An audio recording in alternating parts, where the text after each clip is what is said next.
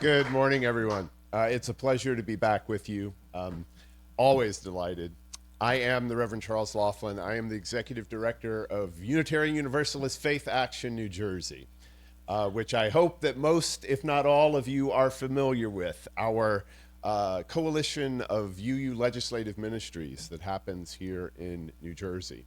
So we work for social justice advocacy, especially at the state level, advocating for social justice legislation. Across our task forces, we currently have 4 active task forces. Those include our Environmental Justice Task Force, our Criminal Justice Reform Task Force, our Reproductive Justice Task Force, and our Immigration Justice Task Force.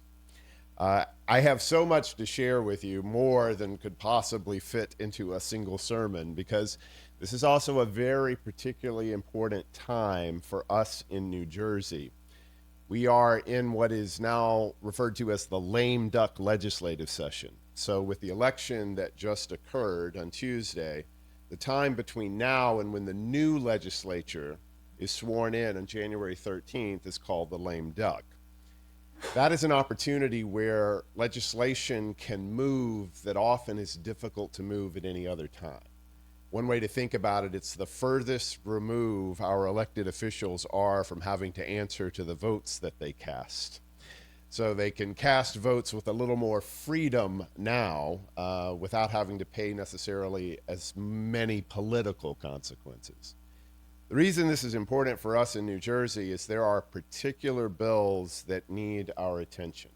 Social justice has been under attack under the Trump administration, and looking forward, the path does not look particularly clear. So there is legislation that we desperately need to move, and we really only have weeks to make that happen. Effectively, any legislation that hasn't moved by early December, by December 8th, is unlikely to move at all. So the next couple of weeks especially are going to be vital. UU Faith Action has been part of a coalition of organizations, advocacy groups that has put together this year what's called the People's Lame Duck Agenda. So we have 10 specific bills, 10 specific pieces of legislation that we are advocating for this year. And I would be delighted to share more with you the details about those particular pieces of legislation and what you can do, both as a congregation and individually, to help make that happen. I'm going to be around after the service today, and so if you're interested in hearing a little more about that, please see me, because I'd like to share some of those details with you. Because as I said, these next few weeks in particular are going to be incredibly important for what we want to do. And I could have spent the whole service this morning simply talking about those specific pieces of legislation. And for some of you, that would have been a joy, I am sure. But for others, perhaps talking about legislation doesn't seem like the most spiritual thing in the world to do. Although I will say fervently that in my faith, I believe strongly that social justice action is a major part of what we do, that it is a spiritual endeavor, and it is something that is worthy of our time and respect. But I also wanted to lift up something which I think is a bigger issue than just the particular legislation we're trying to pass in New Jersey. An issue about where we are as a society, where we are as a state, where we are as a community in the current political environment we find ourselves in. And that is why I chose for our topic today this question of, what is the bigger we? What is the bigger we? And where did that come from? Well, during seminary, I learned a very important lesson because I was in a class and was responding to a specific question that had been asked by my professor. Now, I'll be honest and tell you, I don't remember now exactly which professor it was. I don't even remember exactly what question was asked, because the lesson isn't about the question. Instead, what I remember is after my long pontification to the question, there was an awkward silence in the room, and it was eventually broken by someone who asked a follow-up question. Who did you mean just now when you said we? Oof. That hit hard. You see, I had haphazardly fallen into using the royal we. How many times have all of us fallen into the habit of using the royal we? How many times have you said or heard, well, we believe, or we know, or we should? What a powerful pronoun that we is. You know, like all pronouns, what is it? It is a word that simply replaces a noun. It's a shortcut in language, so we don't have to repeat ourselves constantly. Linguistically, a pronoun is supposed to have a noun that is its antecedent. You see, that antecedent is supposed to explicitly make clear exactly who or what the pronoun in question is referring to. So if I were to say that,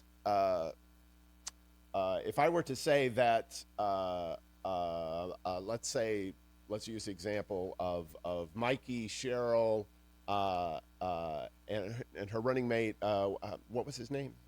Caldwell. Sorry, I'm having a brain fog this morning. If I were to say Mikey, Cheryl, and Caldwell, they had a very good day on Tuesday. There's no confusion about who the they is, right? Because in the sentence, I used the specific people that I'm referring to. There is an antecedent. So we all know who the they means in that particular case. But here's the problem. In English, in the English language, it can get really, really complicated really quickly, especially when pronouns don't have a clear antecedent. With the pronoun we, sometimes the antecedent is implicit instead of explicit. In other words, it isn't stated particularly, and it can lead to confusion. Which begs the question, who did you mean by we? Who did you mean by we? Well, if I say we are all having an experience right now, who am I talking about? Well, perhaps I'm talking about the people in this room, but there's some people online.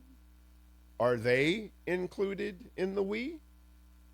And if this service is being recorded, if it were to be put up on a YouTube page or a Facebook page for all antiquity, and someone is watching the service later, who is the we then? Is it the same we? And when we use the word we, when I use the word we talking about what is happening here in this room, and I use that we to try to refer to everyone in this particular geographical area, what have I done there? Because not everyone in this particular geographical area is in the room.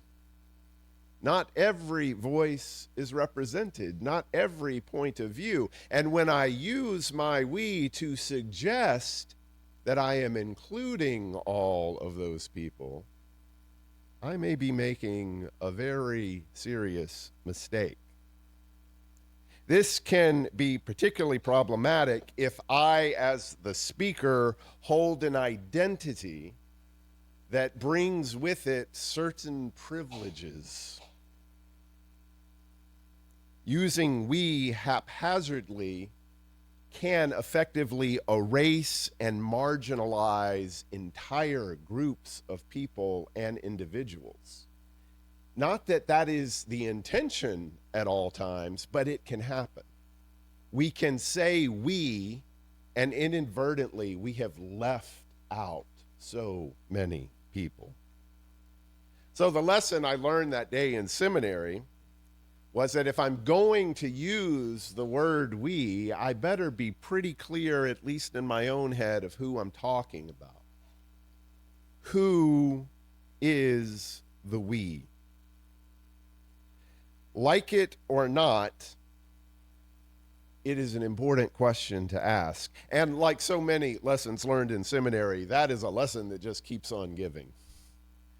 Because in my day-to-day language, I am prone to use the word we. It makes communication easier, or at least it should. But it demands my diligence. It demands my attention. Sometimes my using the we means that I have to name and where possible repair harm that I've caused, even if it's inadvertent harm. Now, I am not in any way suggesting that we should exercise the word we from our language. That wouldn't make much sense. We need the we. The we does make communication easier at most times. But I am suggesting that we should think more about exactly who is being referred to when we use the word we. This is particularly timely in the world in which we live. Why? Because it is a well-established tactic of authoritarianism that has a propensity to use language to create someone or some group who is the other. Why? Because they need to objectify them. This thinly veiled justification permits an intentionally cruel and unjustifiable policy like the current immigration policy being pursued in this country. Using rhetoric like we're targeting the dangerous criminals who have committed violent crimes. The they and the we there really, really matter. The current regime is executing a mass deportation scheme that is likely unconstitutional and at the very least is morally abhorrent. Despite claims that they are deporting the worst of the worst, government data, actual data from this government, shows how false the claim is. The overwhelming majority of people who have been detained by ICE have no criminal records whatsoever. None. And even among those who do, a relatively small percentage of them have been convicted of what is classified as high-level crimes. You see, here's the truth. The rhetoric was and continues to be a complete ruse. It is a bait and switch. It's playing on the fears of a too gullible electorate, because the phrase public safety, when you hear it, is often a rhetorical dog whistle. Here's what the data says. The data from this own government. The Associated Press is reporting here, when ICE detains someone, they assign them a threat level. It's on a level of 1 to 3, 1 being the highest threat. 1 being the highest threat. The data as of June 23rd, and by the way, I have to mention this too, this is data that the government has been providing and has now decided it's not going to provide anymore. I wonder why. Here's why. Because as of June 23rd of this year, 84% of those detained have no assigned threat level because they can't assign them a threat level if there's not a prior conviction. That means at least 84% of the people they're detaining have no criminal record whatsoever. And even of those that do, remember, they use this 3-part threat range, a 1, 2, or 3. So 1 is someone who is considered the highest threat. 3 is someone who is lesser on the grade. Here are the percentages. Only 7% of those detained were graded at level 1. Only 4% at level 2. And only 5% at level 3. So the data as of this date, back in June, was at least 57,000 known detainees. And that's only what they're reporting. Of those 57,000 known detainees, that means only about 4,000 of them were assessed a level 1 threat. All of this for 4,000 detainees. At least 42,000 people have no criminal conviction of those who were arrested, because they're using the rhetoric of the us and the them, the they and the we. And friends, it won't stop there. It's only the first step, the step of amassing more power and more control. But history teaches us across authoritarian regimes that the definition of the they keeps expanding while the definition of the we keeps constricting. As executive director of UU FaithAction New Jersey, this is why I say that the most important piece of legislation that we're trying to pass right now is the Immigrant Trust Act in New Jersey. It is first and foremost, not because the other social justice issues aren't issues, they are issues, but this is the method by which this regime has decided it's going to amass power.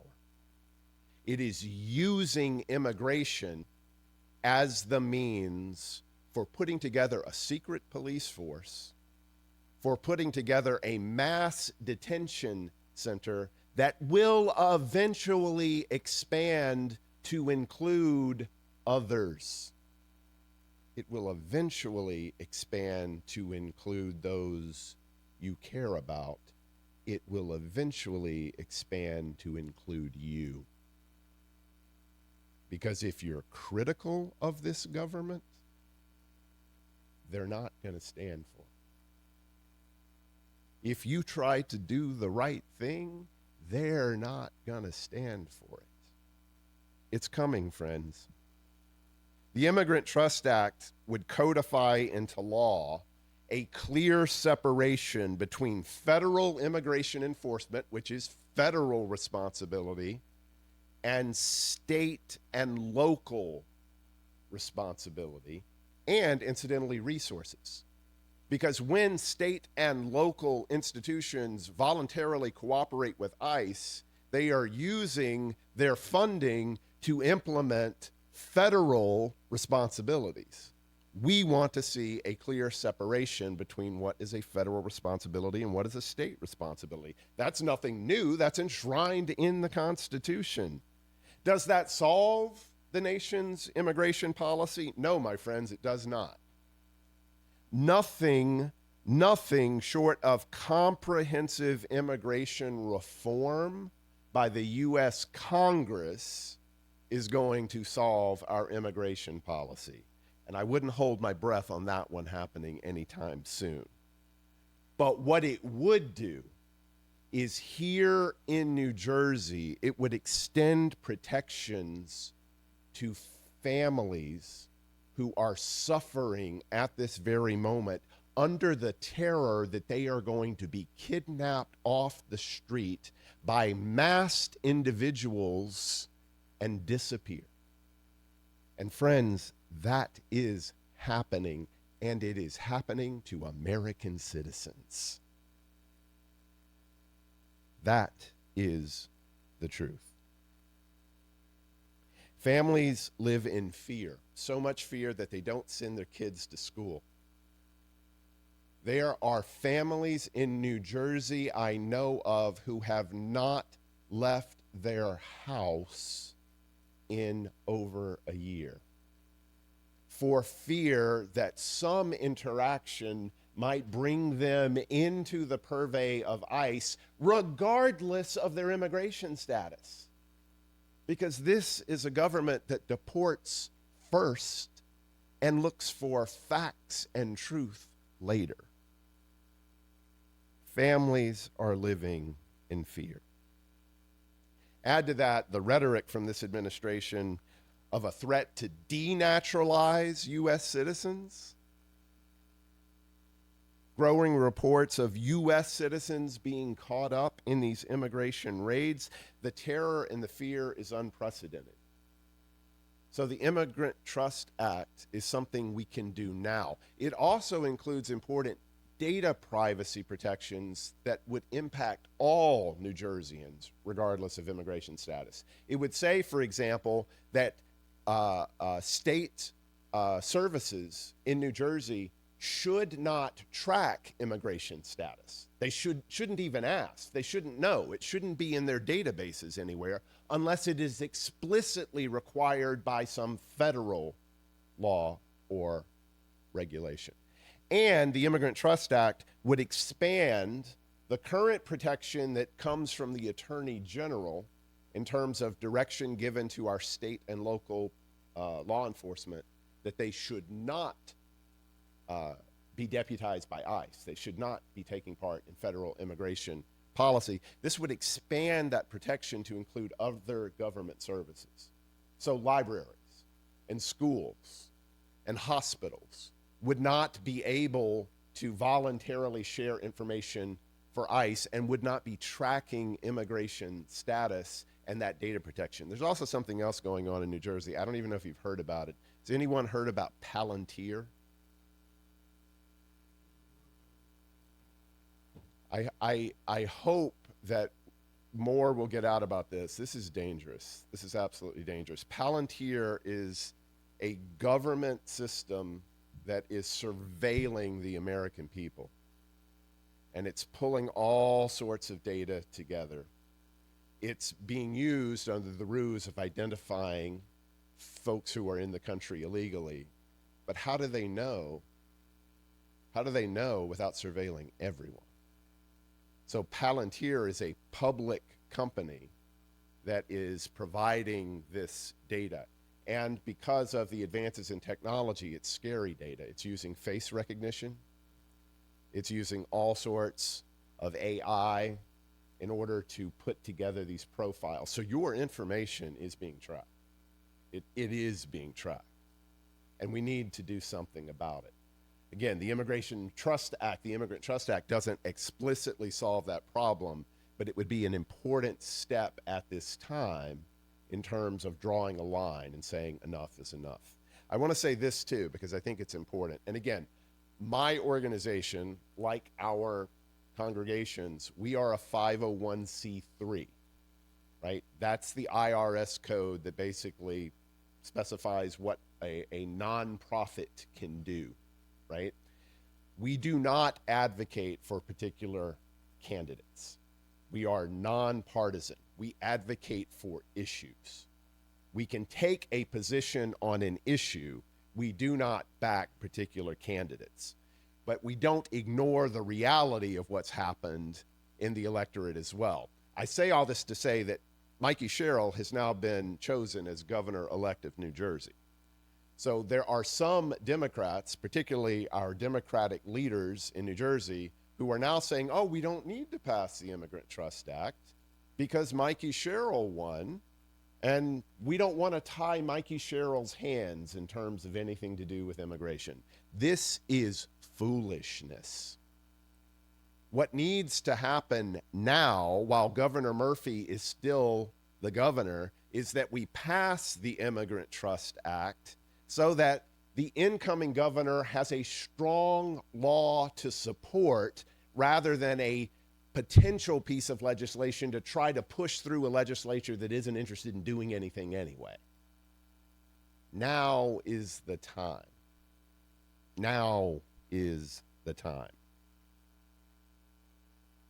Of course, this isn't a sermon on immigration, or it isn't a sermon only about immigration.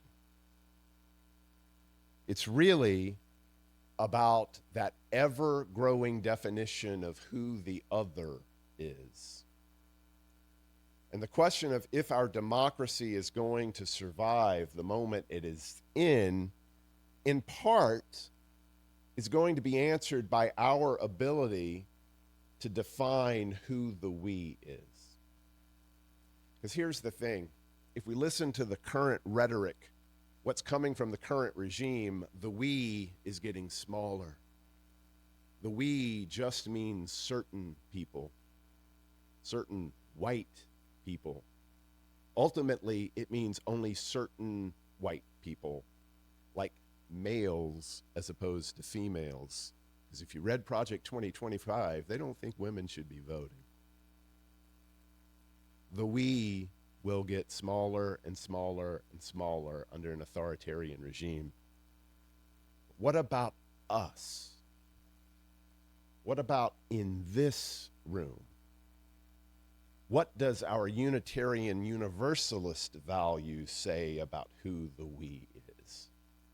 Because at our best, friends, we embrace an evolving and growing community.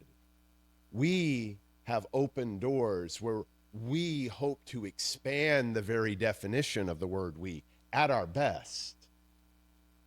But none of us are always at our best.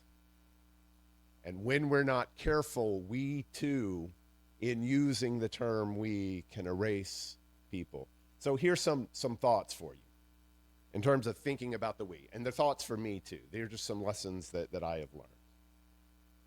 Always stop and ask yourself, if I use the word we right now, who am I leaving out of the conversation?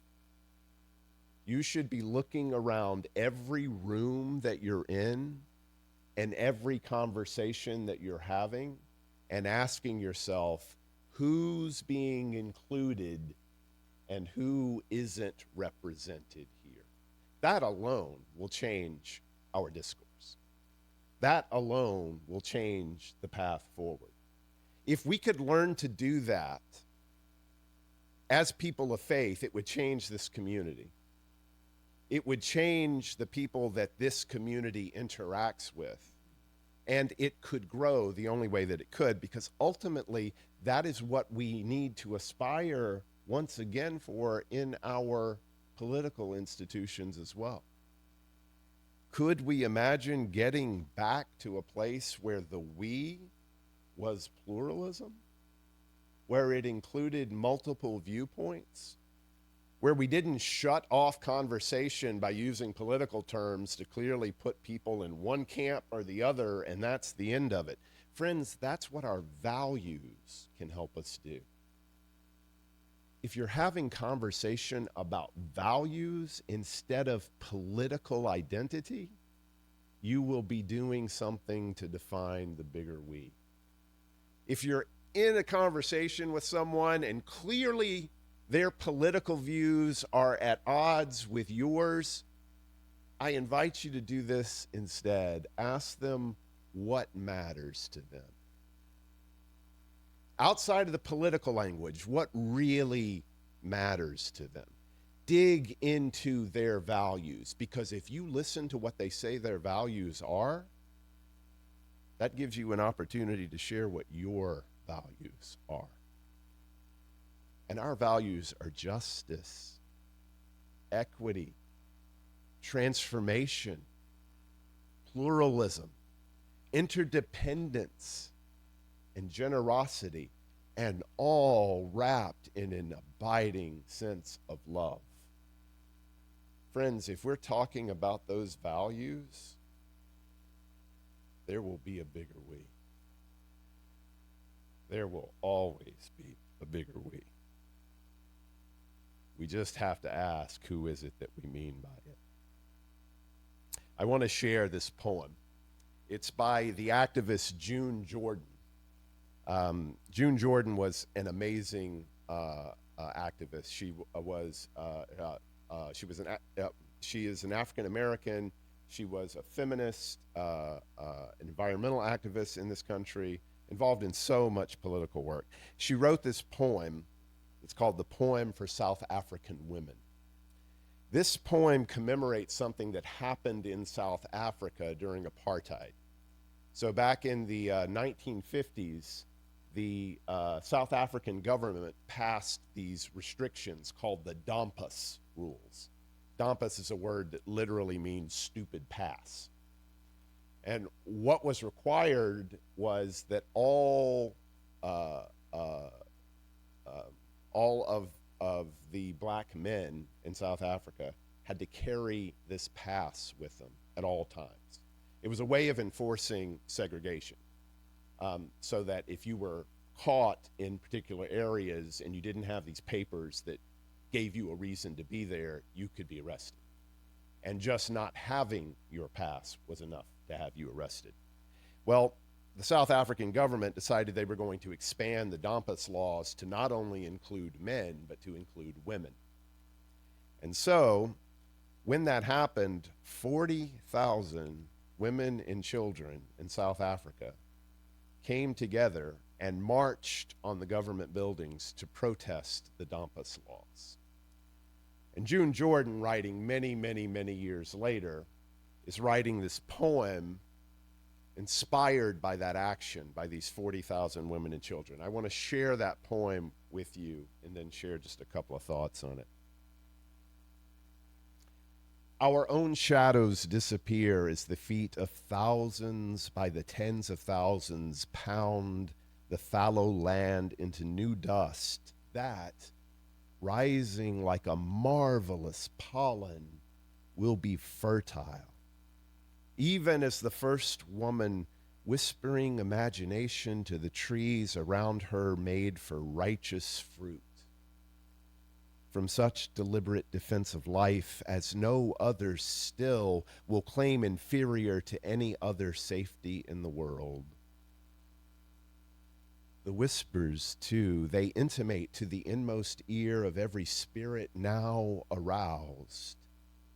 They carousing in ferocious affirmation of all peaceable and loving amplitude, sound a certainly unbounded heat from a baptismal smoke where, yes, there will be fire.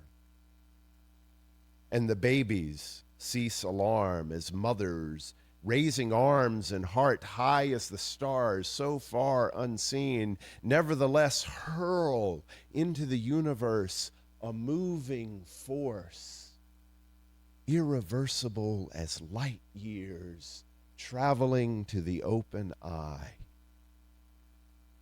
And who will join this standing up? And the ones who stood without sweet company will sing and sing back into the mountains, and if necessary, even under the sea. We are the ones we have been waiting for. Beautiful words. Beautiful words, especially those last words. We are the ones we have been waiting for. What June Jordan is reaching into in this poem is the beauty that these women and children didn't wait for someone else to come and save them. They took it upon themselves to do what must be done. They weren't waiting for someone else to do something. They were going to do it themselves. What a beautiful thought. 40,000 people marching to protest apartheid. And what good did it do? Nothing. The government ignored their protests.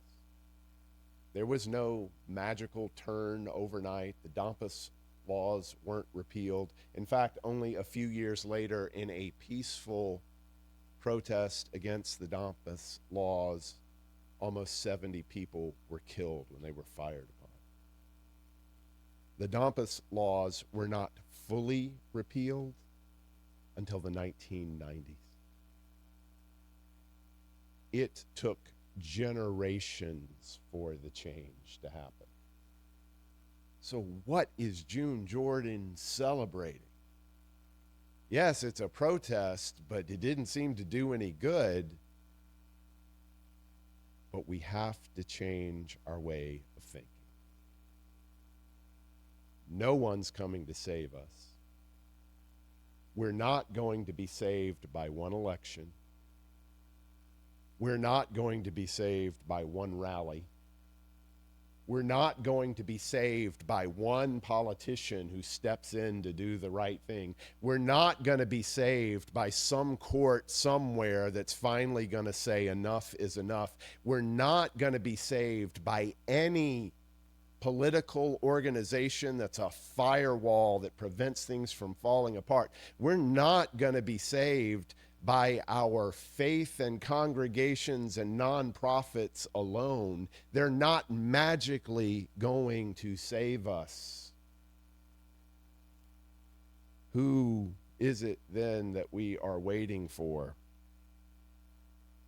What if it's us? What if the bigger we that we're talking about is enough to save us? What would it look like if our faith embraced that idea? What if we are the ones we have been waiting for? I think that's what June Jordan meant. I think she was calling all of us not to believe that one particular struggle was going to win, but that if we commit ourselves every day to doing what our values call us to do, change will eventually happen. The moral arc of the universe, they say, is long, but it bends towards justice. Though I would add, only if we bend it. Only if we bend it. Blessed be and amen. And I do hope that if any of you have time and will hang around after the service during coffee hour, I would love to share some details about how you can get involved with some of the work we're doing at UU Faith Action. But thank you for having me here. It's always a pleasure to be